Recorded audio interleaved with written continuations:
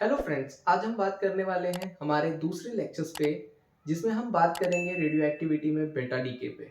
इसके अंदर पे हमारे पास क्या होता है कि आपने देखा है कि जैसे हमने अल्फा डीके के बारे में पढ़ा था, आज वैसे ही हम बीटा डीके के बारे में भी बात करेंगे। ये बीटा डीके क्या होता है? ये दो तरीके से हमारा डीके करता है। फर्स्ट, एक बार या तो ये इलेक्ट्रॉन एमिट करेगा और उसके साथ में एक एंटी न्यूट्रिनो एमिट करेगा। क्या करेगा? एंटी न्यूट्रिनो एमिट करेगा। या फिर ये पॉजिटिव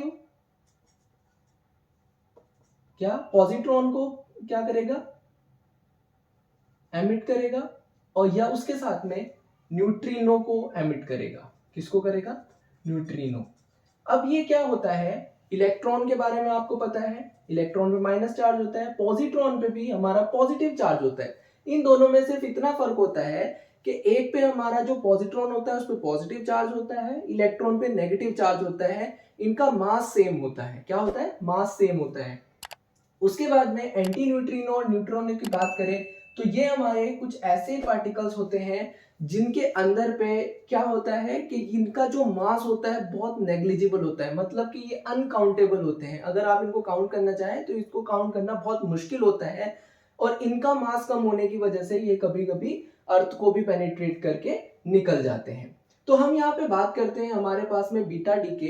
तो जो हमारे पास में जब हमारा बीटा डीके होता है, इलेक्ट्रॉन पार्टिकल्स में इलेक्ट्रॉन निकलता है और एंटी न्यूट्रिनो निकलता है, तो उसको हम कहते हैं बीटा नेगेटिव डीके। और जब पॉजिट्रॉन निकलता है तो उसको कहते हैं हम बीटा पॉजिटिव डीके। तो सबसे पहले हम देख लेते हैं बीटा नेगेटिव डीके को कि बीटा नेगेटिव क्या होता है।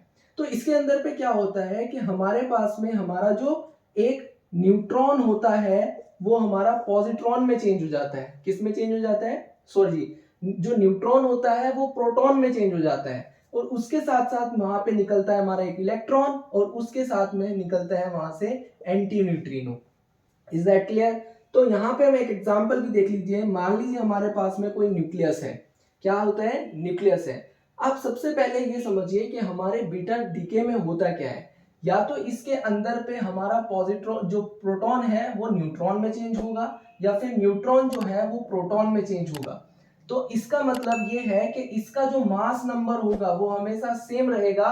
बस इसके जो एटॉमिक नंबर मतलब मास नंबर ए जो होगा वो हमेशा क्या रहेगा? सेम रहेगा। इसमें क्या होगा? जो एटॉमिक नंबर है, एटॉमिक नंबर चेंज होगा।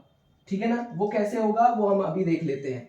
तो हमारे पास में एक न्यूक्लियस है। मान लीजिए हमारे पास में एक पेरेंट न्यूक्लियाई है। ठीक है? इसके अंदर पे बीटा नेगेटिव डीके हो रहा है, इसको हम एक्स मान लेते हैं। बीटा नेगेटिव डीके इसमें हुआ तो ये डॉटर न्यूक्लियाई में चेंज हो गया। तो इसके अंदर पे क्या हुआ? एक न्यूट्रॉन प्रोटॉन में चेंज हो गया। क्या हो गया? न्यूट्रॉन जो है वो एक प्रोटॉन में चेंज हो गया। तो अभी क्या होता है कि जैसे हम पढ़ते आए हैं कि जो एटॉमिक नंबर होता है, एटॉमिक नंबर जो होता है उसके अंदर पे क्या होता है? Number of proton. क्या होते हैं? नंबर ऑफ प्रोटॉन हम उसको मानते हैं। ठीक है? और जो मास नंबर होता है उसको हम कहते हैं प्रोटॉन प्लस न्यूट्रॉन। तो अगर हमारा जो प्रोटॉन होगा, जो न्यूट्रॉन होगा, अगर वो हमारा प्रोटॉन में चेंज हो जाता है तो हमारा क्या बढ़ जाता है? एटॉमिक नंबर ऑब्वियसली बढ़ जाएगा। तो हमारे पास में जो होगा Z, इसके अंदर पे क्या, सॉरी, इसके अगर Y हमारे पास में होता है तो इसके अंदर पे क्या होगा? हमारा जो एटॉमिक नंबर होगा वो बढ़ जाएगा, मास नंबर हमारा सेम रहेगा, है ना? तो इसी तरीके से यहाँ पे निकलेगा हमारा एक इलेक्ट्रॉन और उसके साथ में निकलेगा हमारा एक anti neutrino. Is that clear? अगर हम देखना चाहें कि इसके अंदर पे हमारा कोई एक एग्जांपल ले लेते हैं विद द मटेरियल, तो हम यहाँ पे एक एग्जांपल ले लेते हैं। मान लीजिए हमारे पास में एक फॉस्फर है। क्या है? फॉस्फर है। इसका जो एटॉमिक नंबर होता है वो होता है 15 और मास नंबर होता है 32। इसके अंदर पे बीटा नेगेटिव क्या होता है? डीके होता है। तो ये हमारा जिसके इसके साथ में क्या होगा? +1 हो जाएगा। 15 + 1 तो 16।